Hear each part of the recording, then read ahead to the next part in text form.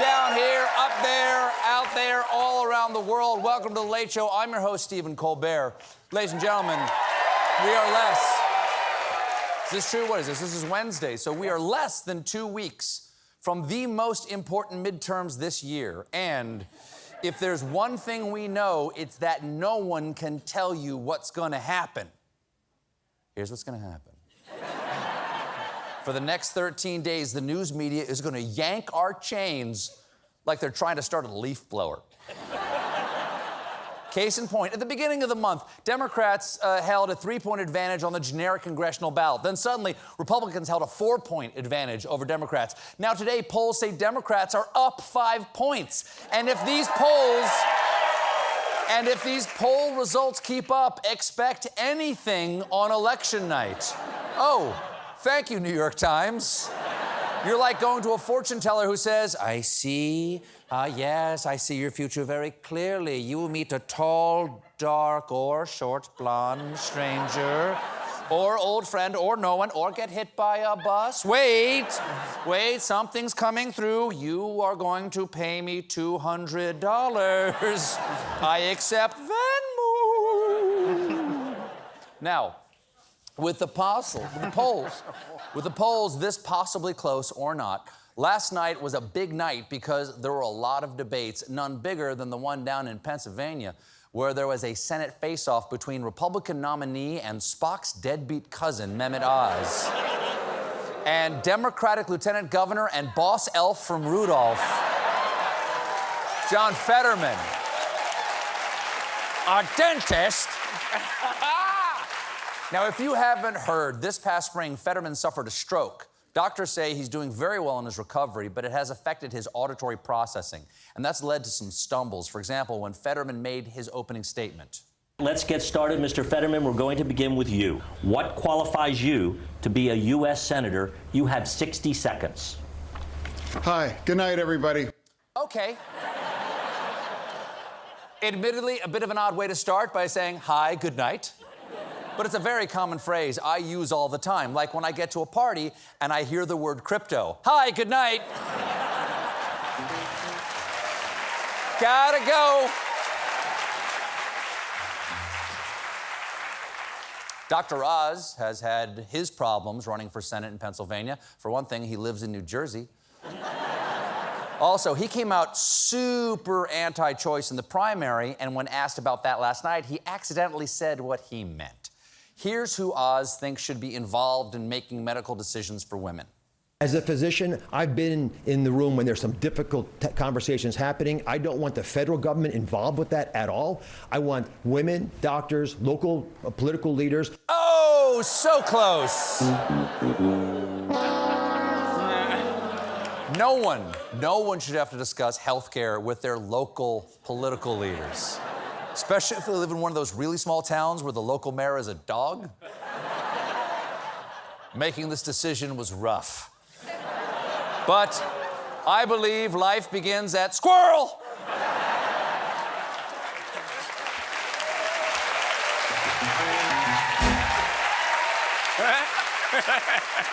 Oz also made some very dumb comments about his support for the former president.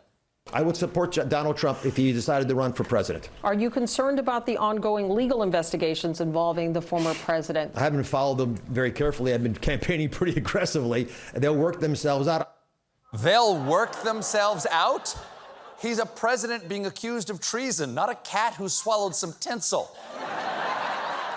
And a little tail, there they go. Let me point out, he hasn't been watching, but he has an opinion anyway. That's like a coach saying, all right, everybody, gather up. Here's the play. Get the ball to Michaels, then zag left, his left. No, your left. Doesn't matter. I've never looked at the field before. I've been busy. What's pigskin and does it come with dip? Also, which one of you is Michaels? Don't answer. I want to be surprised. Hope for the best on 3. Yahtzee. Now,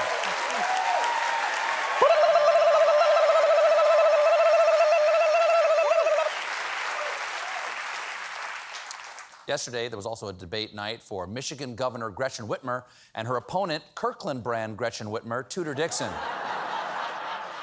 Dixon is another anti-choice MAGA Republican. Well, it turns out that's very unpopular in Michigan, so she's focused her campaign on another issue entirely, and it came up again last night. What I've heard from parents across the state is inappropriate content in school libraries. If you have material in your school that is something that you can't read to a child at a bus stop because you would be arrested because it is pornographic, then it should not be in our classrooms. Ah, yes. Childhood. We all have happy memories of bedtime when you'd get in your PJs, grab a glass of water, head on down to the bus stop for a bedtime story from a drifter named Shambles. He doesn't just do the voices, he hears them. And Tudor, sure, happy memories. Happy memories. Dixon's not the only one worried about this issue. So is this guy she totally made up. I had a gentleman come up to me just a few nights ago, and he said, I found content in my school library describing how to have sex to my son. I went to the Democrats, and I said, I cannot believe that this is in there. Okay. Fine. That happened. But even if it did, if someone found a book they didn't like at a school library, why would they go to the Democrats? That's like saying, excuse me, is this Chuck Schumer's office? I didn't like the finale of House of the Dragon. Also, this natural peanut butter is way too oily when it's in the cupboard, but it gets too hard when it's in the fridge. I'm voting Republican. Good day, sir. I said good day.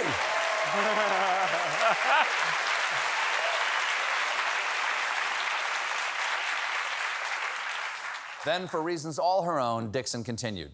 What these parents are talking about are not textbooks that will help children learn about themselves. These are books that are describing to children how to have sex. She's right. We looked it up, and there are a lot of classic children's books teaching kids about doing it. There's Where the Wild Things Bone, If You Give a Mouse Some Nookie, and Green Eggs and Butt Stuff. There's one, oh! Would you, could you? Oh, God. Could you in a box? Now, there's one guy who I think could have used a little more sex education when he was younger. You see, down in Georgia, we're getting more damning news about Republican Senate nominee Herschel Walker, seen here yelling, "Hit me with a gummy bear, I'm open." Walker has been campaigning on a hardline anti-abortion stance, and earlier today, a woman came forward alleging she was in a relationship with Herschel Walker and that he helped her have an abortion. Wait a second. Didn't we do this story already? Am I in a rerun right now? One of the... No? Late Show, all new, not a rerun. Okay. So, we're recording me, right? Are we recording me right now? We got it? Okay, great. So it's another woman, and today she held a press conference with her lawyer, Gloria Allred, and they had a pretty convincing amount of evidence that Walker had a long relationship with this woman, including letters, photos, receipts, even a voicemail Walker left for the woman when he was in France competing as a bobsledder in the 1992 Winter Olympics. Of course, even before Jane Doe's press conference began, Herschel Walker began to push back. Here's what he said at a campaign stop this afternoon. Well, I'm gonna just say right now, you know, guys, I'm done with this foolishness. I've already told people this is a lie, and I'm not gonna entertain to continue to carry a lie alone. And I also want to let you know I didn't kill JFK either. Making that the first job Walker didn't claim to have done. We got a great show for you tonight. My guests are Aubrey Plaza and the creator of the 1619 Project, Nicole Hannah-Jones. But when we return, meanwhile, join us, won't you?